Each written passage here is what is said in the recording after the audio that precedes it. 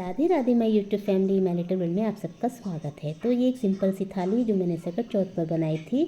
तो ऑप्शनल, ये तो सभी के यहाँ इस तरह से बनता ही है। कोई भी छोटा मोटा त्यौहार होता है तो ये भी सकट चौथ थी। तो यहाँ सकट चौथ पे मैंने एक सिंपल सा ये खाना बनाया था। तो चलिए आपके संग इसकी रेसिपी शेयर करते हैं। तो यहाँ पर सबसे पहले मैंने ली थी गाजर। तो इसकी मैं क्या बना रही हूँ, इसके लिए मैंने बनाई थी गाजर की रबड़ी, मतलब रबड़ी की गाजर वाली खीर। तो यहाँ पर मैंने एक ही गाजर ली थी, बहुत थी। तो यहाँ पर मैंने इस गाजर को ना छील के अच्छे से धो लिया था और इसको है ना ग्रेट कर लिया था बारीक।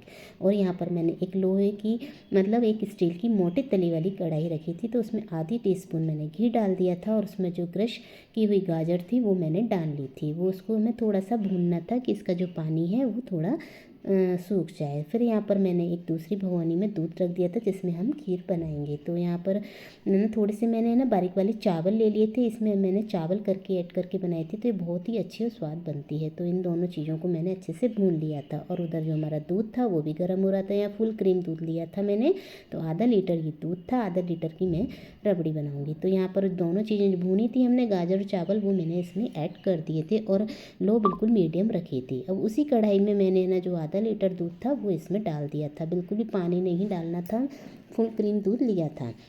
तो यहाँ पर ये दूध भी मैंने गर्म करने रख दिया था। जब तक इधर रबड़ी बन के तैयार हो रही है, उधर हमारी खीर भी तैयार हो रही है। तो बिल्कुल मीडियम आंच पर मैं इसको चलाती जा रही थी और बनाती जा रही थी। और इधर रबड़ी के लिए भी दूध उबल रहा था। तो यहाँ पर हमारी खीर में उबाल आ गया था, लेकिन अभी पकनी थी तो धीरे धीरे पक रहे थे। और हमारी उधर रबड़ी में भी देखिए उबाल आ चुका था। इसकी भी लो मैंने मीडियम कर दी थी। और इसको आपको जब तक पकाना है जब तक ये दूध एकदम से थिक और गाढ़ा नहीं हो जाए, मेरी रबड़ी बनेगी। तो यहाँ पर है ना ये दूध भी उबल रहा था और उधर खीर भी बन रही थी। और खीर में आप देख रहे हैं बिल्कुल गाढ़ापन भी है और बहुत अच्छी भी दिख रही थी। और दूध भी देख रही कम थिक हो गया है, कम हो गया है, मतलब पहले से क्वांटिटी। तो इधर हमारी रबड़ी का जो है वो मैं आपको देखिए दिखाती हूँ। देखिए बिल्कुल कितनी, क्योंकि मैंने बिल्कुल पानी बहुत ही कम ही यूज़ किया है, बिल्कुल 1-2 चम्मच जो होता है। और यहाँ पर ये देखिए हमारे चावल और गाजर दोनों है ना गल चुकी हैं इसमें। तो मैंने इसकी है ना गैस है ना ऑफ़ कर दी है। और इधर यहाँ पे रबड़ी में देखिए मिलाई आने लगी है चारों तरफ कढ़ाई के, और चम्मच में भी आने लगी है। ये देखिए बिल्कुल, अब तो बिल्कुल मतलब एकदम से आने लगी है रबड़ी बनके, मतलब ऑलमोस्ट तैयार हो चुकी है। तो ये देखिए, और इसके बाद है ना मैंने जो खीर और हमारी चावल की जो खीर थी गाजर की, वो मैंने इसमें डाल दी थी। और इसको आपको 5 मिनट के लिए और चलाना है। अब इसमें हमें डालेंगे शक्कर। मैंने बहुत ही कम शक्कर ऐड की थी क्योंकि गाजर भी बहुत मीठी थी। तो यहाँ पर मैंने है ना सिर्फ ये 2 से 3 चम्मच शक्कर ली थी। शक्कर आपको अपने टेस्ट के अकॉर्डिंग ही डालना है, क्योंकि हम मीठा कम खाते हैं तो मैंने कम डाली थी। तो यहाँ पर हमारी देखिए बिल्कुल है ना शक्कर भी है ना पक चुकी है। इसमें जो ड्राई फ्रूट मैंने क्रश किए थे, आपने काजू बादाम पिस्ता आपको जो भी लेना है आप ले सकते हैं, मैंने यही लिए थे। और थोड़ी सी इलायची और उसमें केसर डाल के क्रश कर लिया था। तो इससे जो फ्लेवर और स्वाद है ना बिल्कुल रबड़ी जैसे ही लगता है। तो यहाँ रबड़ी वाली खीर बनके हमारी तैयार हो गई है। तो दोस्तों अब हम दूसरे बर्तन में तैयारी करते हैं अपनी कचौड़ी की। ये मैंने बेड़ी का आटा लगाया है। ये है उड़द की दाल की बेड़ी, जिसमें मैंने 1 स्कूप आटा ले लिया है, 2 चम्मच बेसन ऐड किया है। और यहाँ पे उड़द की दाल है। मैं हमेशा ना उड़द की दाल भिगो के है ना साफ़ करके और पीस के इसको सुखा के, मतलब पीस के रखती हूँ। तो कभी भी बनानी हो तो थोड़ा सा गर्म पानी में भिगो के रख देती हूँ तो ये बन जाती है। तो इसमें मैंने ना 2 मिर्ची है ना क्रश करके और थोड़ा सा अदरक डाल दिया था, थोड़ी सी हींग और है ना एक सौंफ, 1 चम्मच सौंफ डाली थी मैंने। इसमें थोड़ा सा ना रेड चिली पाउडर डाल दिया था। और इसमें है ना थोड़ी सी अजवाइन जो मैंने क्रश करके डाली थी, क्योंकि उड़द की दाल की बेड़ी थी तो सारे मसाले इसमें डाले थे। और नमक आपको टेस्ट के अनुसार ही डालना है।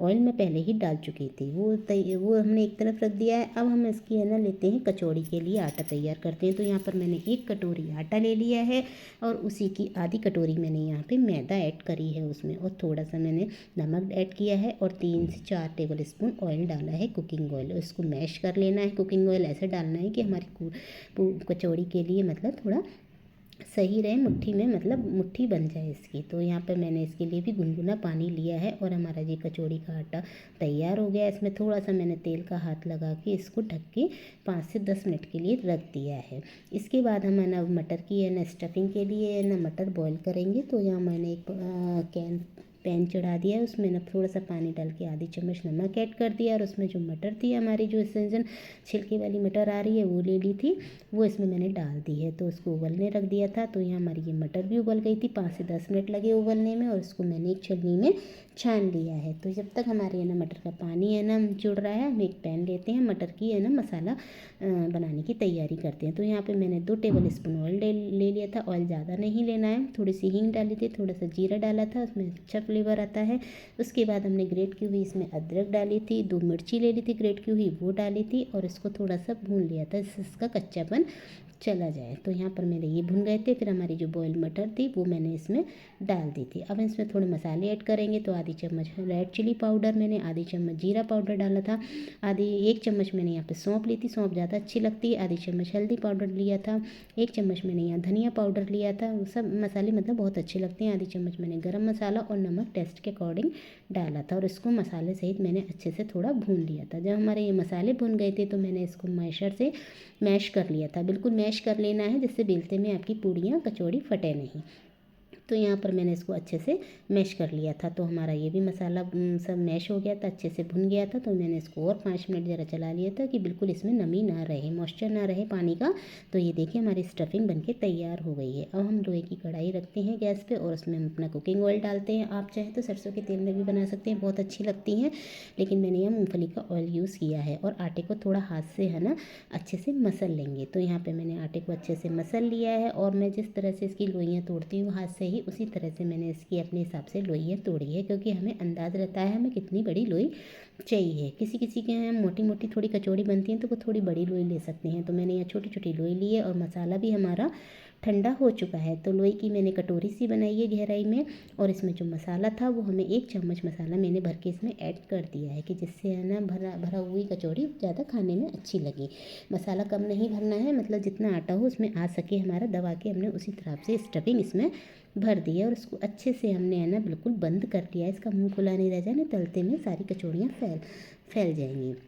तो इसी तरह से मैंने सारी कचौड़ियाँ मतलब बना ली थी और उसको मैंने बस 2 बेलन मारकर अच्छे से कर लिया था। आप इसको हाथ से भी कर सकते हैं, तो हाथ से भी बन जाएगी। तो मैंने इसको इस तरह से बेलन चला के यहाँ पे ना कचौड़ियाँ बेल ली थी। तो मैंने यहाँ 5-6 कचौड़ियाँ तैयार कर ली थी। उधर हमारी कढ़ाई भी ऑयल गर्म हो चुका है, मैंने लो बिल्कुल मीडियम कर दी है, तेल गर्म हो गया था। तो इसमें मैंने एक एक करके जो 3-4 कचौड़ी थी वो इसमें मैंने डाल दी थी। और आपको इसकी है ना आँच बिल्कुल मीडियम ही रखनी है, तेज़ आँच पे नहीं सेकना है, मीडियम आँच पे ही ये बहुत अच्छी करारी सिकेंगी, क्योंकि तेज़ आंच पे तो ये ऊपर ऊपर से सिक जाएंगी। तो यहाँ पर मैंने है ना उलट पुलट करके इन्हें मीडियम आंच पर सेक रही थी। तो आप देख रहे हैं धीरे धीरे ये कितनी है ना गोल्डन ब्राउन हो रही है। बिल्कुल मीडियम आंच, बिल्कुल मीडियम ही आंच रखी है। मेरी कढ़ाई भी थोड़ी हल्की थी तो आंच जल्दी जल्दी इस पर लग रही थी।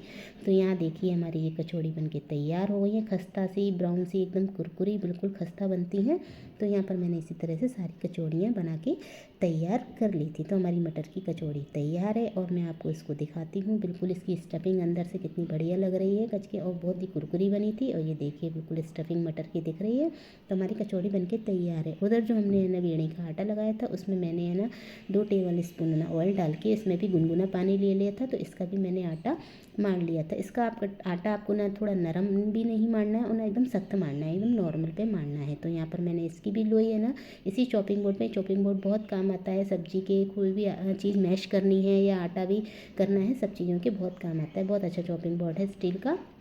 तो यहाँ पर मैंने ना ये लोई इसकी बना ली थी और जिस तरह से काटी थी उसी शेप में मैंने इसको बेल लिया था। छोटी छोटी लोई बेली थी क्योंकि मुझे यहाँ छोटी छोटी पूड़ियाँ या बेड़े कुछ भी हो बहुत पसंद आती हैं। तो यहाँ पे इस तरह से ये हमारी बेड़ी भी बिल गई थी। तो इधर यहाँ भी ऑयल गर्म हो चुका था। इसकी लो मीडियम आपको मीडियम पे रखनी है, ना बिल्कुल कम ना तेज, मीडियम पे रखनी है, तो ये अच्छे सिकेंगी। तो यहाँ पर ये देखिए हमारी है ना बेड़ी भी उड़द की दाल की बनके तैयार हो गई थी।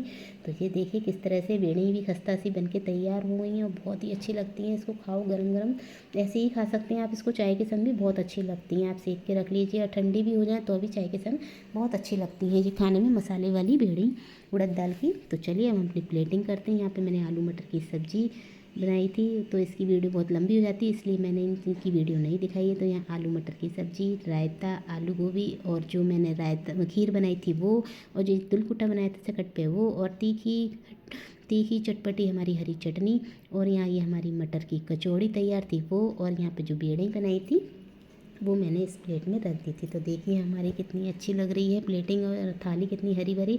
तो इस तरह से मैंने सकट चौथ पे एक सिंपल सी थाली बनाई थी, तो सबको बहुत ही अच्छी लगी और सबने बहुत अच्छे से खाई। तो दोस्तों आप लोगों ने क्या बनाया था इस सकट पे? सभी के घर में ऑलमोस्ट यही चीज़ें बनती ही हैं, क्योंकि सिंपल से खाना यही होता है ज़्यादातर। सर्दियों में तो आलू मटर वगैरह यही आते हैं।